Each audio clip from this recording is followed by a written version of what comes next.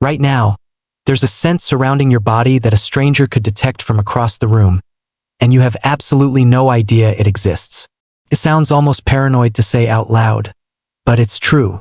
Every human being carries a distinct, constant odor, one shaped by genetics, diet, hormones, and bacteria living on the skin, and yet almost none of us can smell it on ourselves. We can smell everyone else. We just can't smell the one person we spend every second of our lives with. If uncovering the strange gaps hiding in your own biology is your kind of thing, this is exactly why this channel exists. So go ahead and subscribe before we get into why your own nose is quietly lying to you.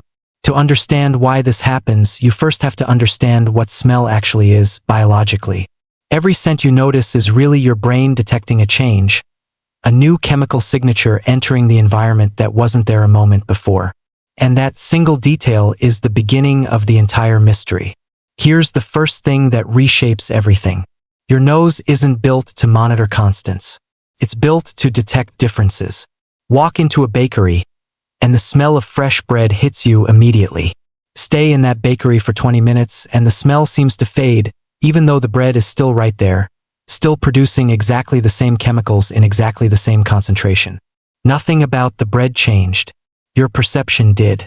That process has an actual name: olfactory adaptation. Your brain, remarkably efficient, decides almost instantly that a smell which never changes probably isn't worth continuing to notice. Constant signals get filtered out, freeing up your attention for anything new. Now apply that same principle to your own body. Because your natural scent has been present since before you were even born. There was never a moment where your specific smell suddenly appeared and your brain had the chance to register it as new information. It's been there your entire life at a low, steady baseline, meaning your olfactory system tuned it out decades ago, the same way it tunes out the hum of a refrigerator or the weight of the clothes on your own skin. You're not smell blind to yourself. You're smell adapted, permanently. From birth. There's a version of this you've probably experienced without realizing what it actually was. Think about walking into your own home after a week away. For a few strange seconds, you notice a smell, your own smell, the collective scent of your space, your habits, your body, layered into the walls and furniture. Then, almost instantly, it disappears again, and by the next morning you can't smell it at all. That brief window is the only glimpse most people ever get of how they actually smell to someone else, and it vanishes almost as fast as it arrives, precisely because your brain immediately begins readapting the moment familiar surroundings return. But that explanation, while true, is only the first layer of a much stranger story. Because if constant exposure were the whole answer, you'd expect people who live together, couples, roommates, entire families, to eventually lose the ability to smell each other too. And in some ways, they partially do. But they never lose it completely, the way each of us loses it toward ourselves. Which means something else has to be happening. This is where the story takes a genuinely surprising turn. Researchers studying human scent perception discovered something that reshaped how scientists think about body odor entirely. Much of what makes a person's smell unique is tied to a set of genes responsible for immune function, the same genes involved in recognizing threats like bacteria and viruses. Multiple studies have found that people are subtly attracted to the scent of others whose immune-related genetics differ meaningfully from their own, a preference thought to unconsciously encourage genetic diversity in offspring. That discovery mattered because it revealed something almost poetic hiding inside an ordinary bodily function. Body odor isn't random. It's closer to a biological signature, broadcasting genetic information nobody consciously reads, but that other people's brains are quietly processing anyway. And your own signature, being your own, was never something your brain needed to analyze for threat or compatibility. There was nothing to evaluate. It was simply you, from day one, filed under background noise your brain decided decades ago wasn't worth flagging.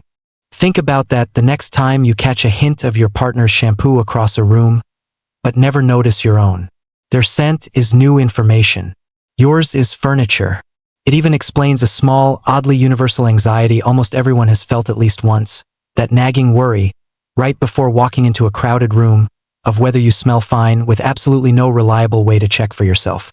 You can look in a mirror and instantly see if your hair is messy. You can glance down and notice a stain on your shirt. But scent offers no mirror.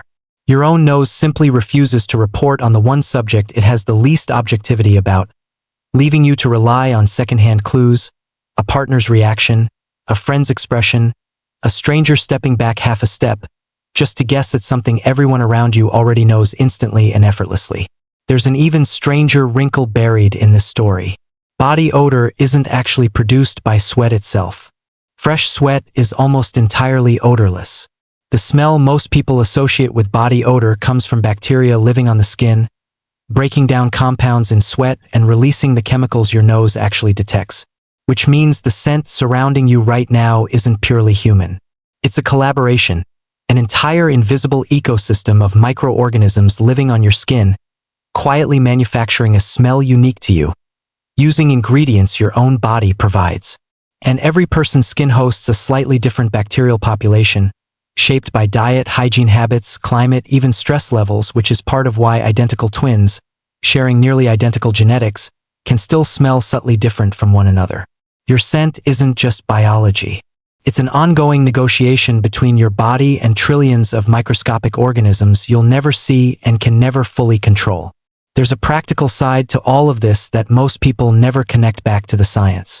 Trained detection dogs can be taught to distinguish between individual humans purely by scent, even identical twins, picking up on subtle bacterial and chemical differences no human nose could ever consciously separate. Meanwhile, some researchers studying certain medical conditions have found that specific diseases can subtly alter a person's natural scent long before other symptoms appear, changes a trained observer or a dog might notice, while the person carrying that altered scent remains completely unaware anything about them has changed at all. Your own nose isn't just tuned out to your baseline smell. It may be tuned out to changes in that baseline too, quietly missing information that other noses and other species can read with ease. This is where the story stops being abstract and starts connecting to something happening in your life today. Ever caught a whiff of an old sweater and been hit instantly with a memory you hadn't thought about in years? That's not a coincidence. Smell is uniquely wired into the brain's memory and emotion centers, more directly than any other sense, which is exactly why a stranger's cologne can transport you back to a specific afternoon decades ago, while your own scent, familiar since birth, never triggers that reaction. There's no contrast for your brain to react to, no surprise, just the constant, quiet hum of you. So the next time you step into an elevator and catch a passing scent of someone's perfume, or notice a friend's shampoo before they even say hello, remember what's actually happening. Your brain is instantly comparing that new signature against everything it already knows, running a silent analysis you're not even aware of. Meanwhile, your own scent drifts around you, constant and unnoticed, the one signal your nose gave up analyzing before you could even form your first memory. You've been walking through the world broadcasting something about yourself since the day you were born, and you're the only person who has never once smelled it. Maybe that's the strangest kind of blindness there is. Not something hidden from view, something too close, too constant, too familiar to ever be seen at all.